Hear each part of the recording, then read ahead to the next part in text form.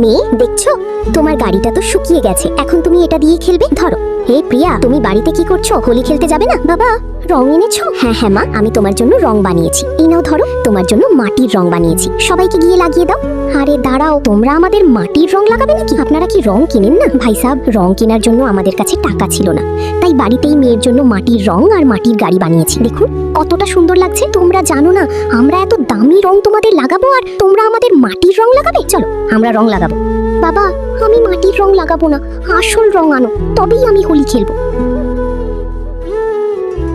আরে তোমার জন্য পিচকারিও এনেছি, এই নাও। না ভাইয়া, আমি ওই পিচকারি দিয়ে রং খেলবো না, আমার নিজের বাড়িতেই পিচকারি আছে, এখনই নিয়ে আসছি। ঠিক আছে, তুমি হেঁটেই আসো।